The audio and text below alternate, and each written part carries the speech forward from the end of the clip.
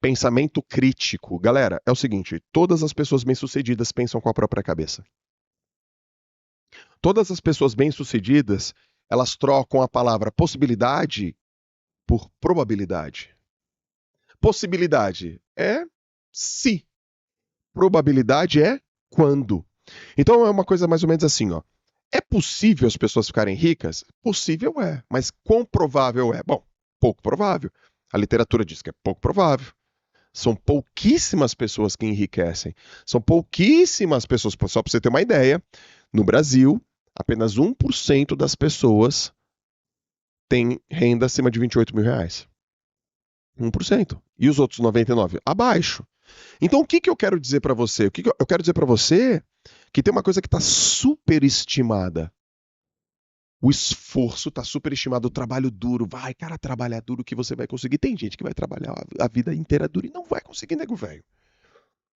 Quando você tem pensamento crítico, você fala, cara, não adianta eu plantar e eu semear no asfalto. No asfalto não germina nada. Eu tenho que achar um solo. Esse solo tem que ser fértil. Então, o que está subestimado? O que está subestimado é a coerência. Meu, tem que ter uma atitude coerente. Cara, não dá para continuar desse jeito, eu não vou chegar a lugar nenhum. Não dá para eu comer desse jeito. O futuro que me espera é ruim. Não dá para eu continuar me comunicando desse jeito, chegando nesse horário, fazendo esforço errado. Então, isso é o pensamento crítico. Pensamento crítico é você ouvir uma pessoa falando, você fala, cara, deixa eu pensar um pouco melhor. Não, mas você tem que responder rápido. Não, não tem que responder rápido, eu preciso pensar. E se você realmente pensa, aliás, o Brian Tracy, não é o Brian Tracy, não, é o Jim Rohn, ele fala assim, cara, se você fizer 20 vezes uma mesma pergunta para você, você vai achar a resposta. Porque, cara, você tá sendo crítico naquele troço. Você tá sendo crítico naquele troço. E formular bem uma pergunta já é metade da resposta, né? Isso é Platão, né? Se você formular bem uma pergunta, é metade da resposta. Tem uma passagem muito, muito importante que onde eu li, né? Eu já li isso em vários lugares que é atribuído ao Einstein, que falaram assim para ele. Mas recentemente eu vi que o Abraham Lincoln fez uma coisa meio parecida.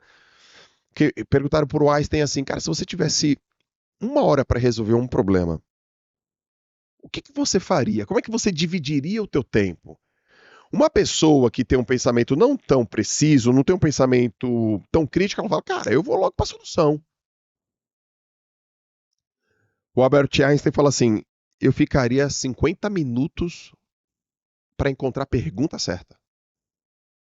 Eu preciso encontrar a pergunta que eu quero responder, o problema que eu quero solucionar. Cara, só um cara de pensamento crítico consegue fazer esse troço. É igual na análise estatística, né? Tem um outro livro também chamado Factual Fullness, de um cara chamado Hans Rosling. Cara, que fala assim, a mania que o ser humano tem de ficar dando opiniões imprecisas. Cara, você tirou da tua cabeça esse troço. De fonte, você fala, editora, vozes da minha cabeça. Vozes da sua cabeça. E ele fala assim, cara, tudo que você não quer é usar uma premissa estatística certa, uma técnica de estatística certa para um dado errado. O dado está errado. Então eu fiz uma análise correta de um dado errado. Você respondeu uma pergunta que não foi feita. O marketing, o Seth Godin, ele fala assim, não crie um cliente para o seu produto, crie um produto para o seu cliente.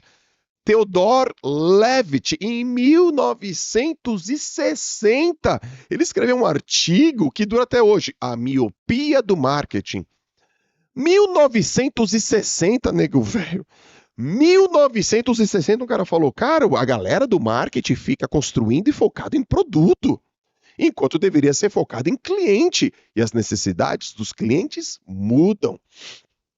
Eu lembro até que esse artigo, que eu já li umas 4 vezes, ele fala por que as ferrovias acabaram.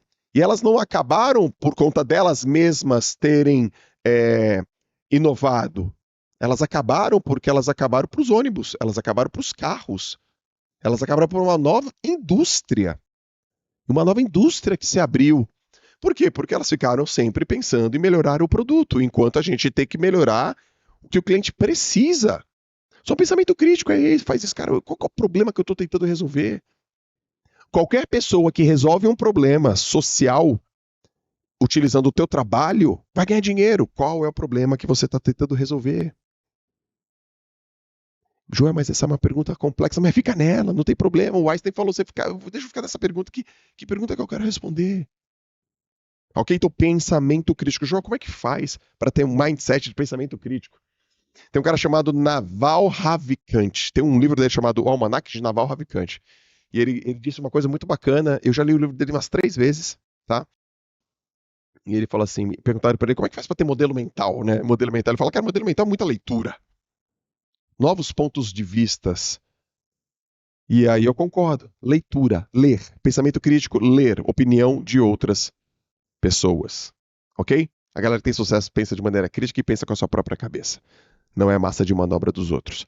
Aliás, em Mais Esperto que o Diabo, Napoleão Hill diz que a cada 100 pessoas, só 2 conseguem fazer isso. Os outras 98 são as alienadas.